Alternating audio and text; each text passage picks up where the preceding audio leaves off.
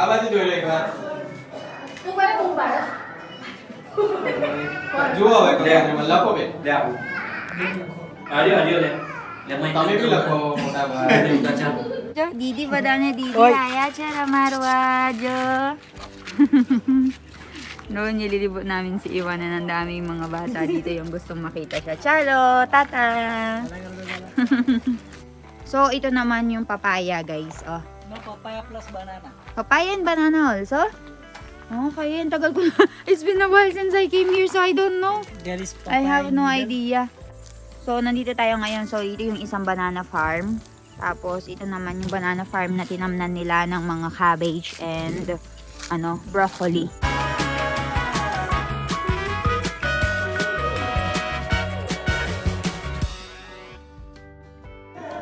So, ang ganda ng pagkakadesign nila dito, guys. Oh, ang daming flowers. And dito nila gagawin yung pagsusulat. Ewan ko. So, dito nila gagawin yung pagsusulat ng company for this invitation. So, may ceremony. Diba? Ganda. Masasanggay.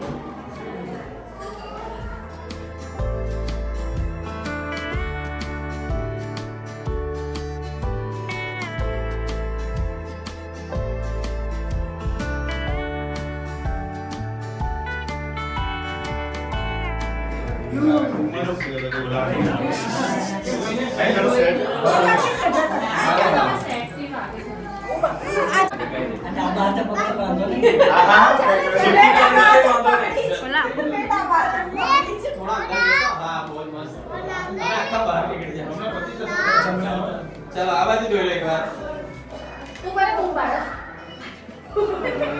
જો હવે લે મને લખો બે લે આવું આજો લે તમે બી લખો મોટા ભાઈ ઓકે લે ચાલ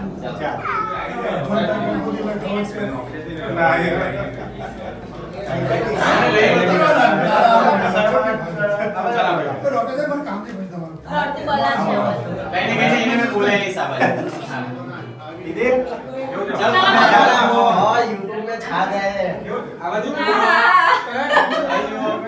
वो लखवा नहीं लखी दे आवाज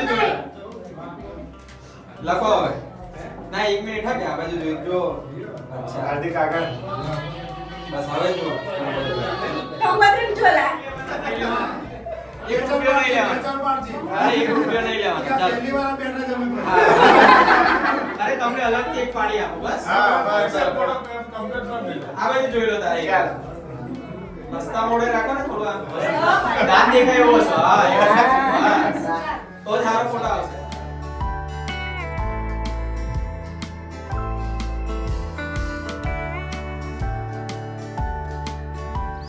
Dito yung reception natin, guys. Nauna na si Milan.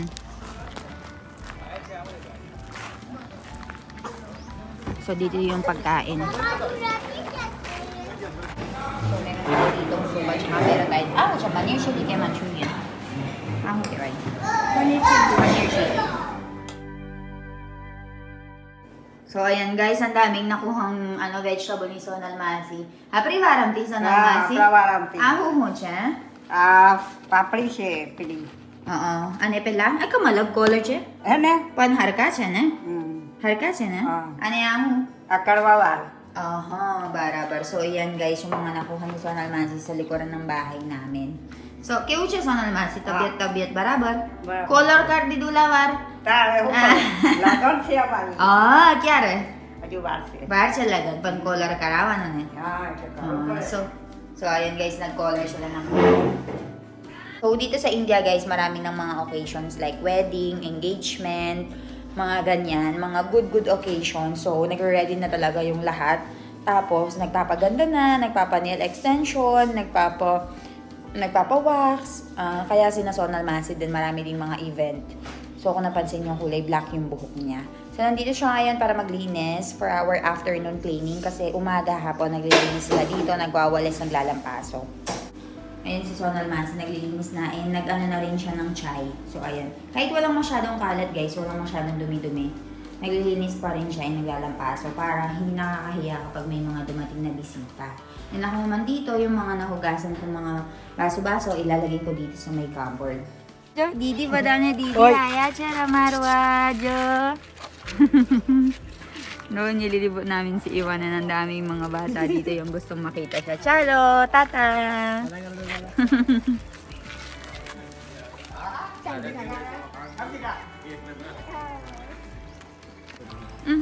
Tawa ng tawa kasama ang daddy. Ha? Laughing. Oh, Ivan, you're laughing? Why? Who is playing with you? Ivan? Ivan?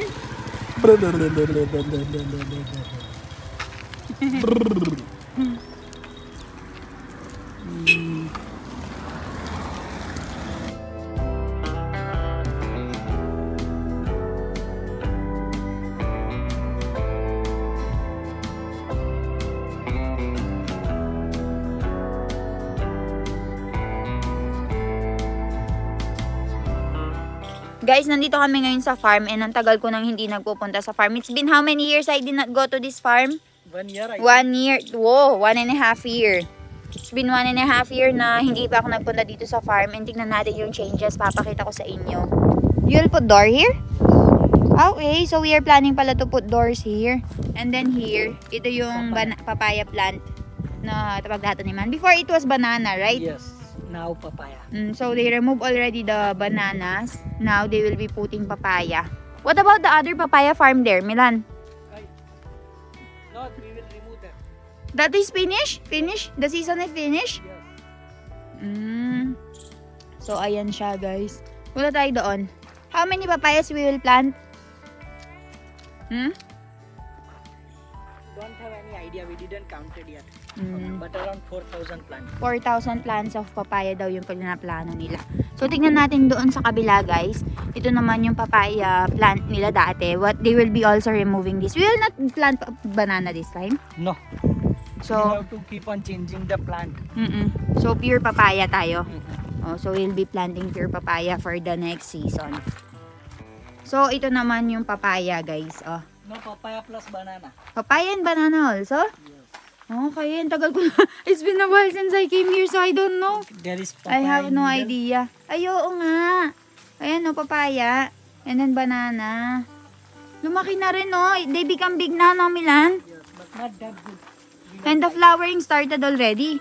Mango flowering. We will remove everything after banana is finished. So aalisin na daw nila lahat once banana is finished. And sa kabila naman, sa atin din yan, guys. Dun sa may mango farm. Ayan, no. Ang dami na ng flowering. It's been a while since I visited the farms. Ba? Good flowering, ah? Considering it's early. It's just starting. No, until still 1 month for flowering. Oo, but there's little flowering na. Look. A lot. Ayan, no? Better than last time. I think we will earn more this time than last time.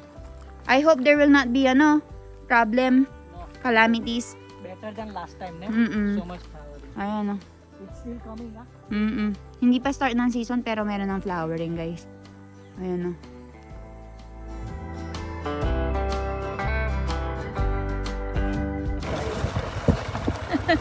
There's a lot of pigs. Did you see, guys?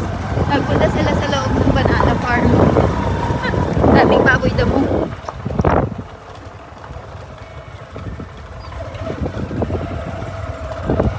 So, nandito tayo ngayon. So, ito yung isang banana farm. Tapos, ito naman yung banana farm na tinamnan nila ng mga cabbage and broccoli. So, ito, guys, ang dami. Mag-ingat tayo, may kuryente. Yeah. Oo. Ay, I haven't been in the farm for a very long time now. So, I am having a hard time. Ayun na. Wala nang laman to eh. It's small po mo lang eh. Oh, it will become big. Mm. It is already starting growing. Ayan o, cabbage. And flower. Cauliflower. Ayan. First the cauliflowers. Ito pala ito. Ako? They planted for the whole, whole banana farm? So, ayan guys, ang dami eh. Kung nakikita nyo. So, in between the farm, in between the bananas, nagplant sila ng mga ganito. Oh. Sayang kasi, 'di ba? May space naman. So, why not plant anyway? Ayan. Ayan, oh. Ayan. Cauliflower, guys. Oh, 'di ba? Ayan, hanggang sa dun, sa pinakadulo. So much. Why they didn't plant in this one? Because this is big already? Yes, very big. And we still have bananas over there? Yes, it's still Under, under harvesting? Yes. Okay, so ayun guys. It's about to, Finish. sunlight na. Let's go home na. We are very far from home kasi. Guys, so yung ibang mga farms namin, we are giving it for other people para magtrabaho sila. Or else, if kami yung gagawa ng buong farming, nakakapagod. And isa lang kasi si Papa sa farming. So, we don't have any option. Kaya binibigay na lang namin sa ibang mga tao. And then, they will just give us part dun sa na... Parang kung wari, 100%, bibigyan nila kami ng 25%, tapos 35%, tapos sa kanila yung iba. So, ganun yung kalakaran dito. Kasi medyo tumatanda na rin yung binan ko lalaki. And ayaw na daw niya mag-farm. So, para meron lang siyang libangan, kaya na tinutuloy. So, ayun, balik na kami sa bahay. Kasi naiwan si Iwan doon. And balitaan ko kayo sa mga kaganapan later. Don't worry about it.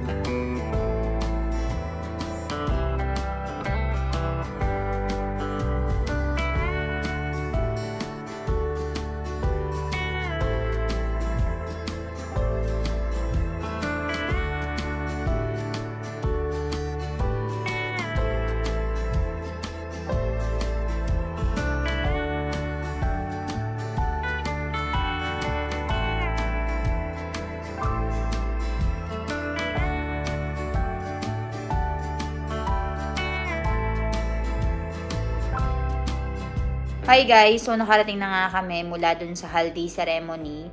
So, tonight, meron silang sinelebrate na PT or haldi nga, kung tawagin nila, kung saan ay lalagyan nila ng turmeric yung babae. So, search nyo na lang kung ano ibig sabihin ng haldi ceremony.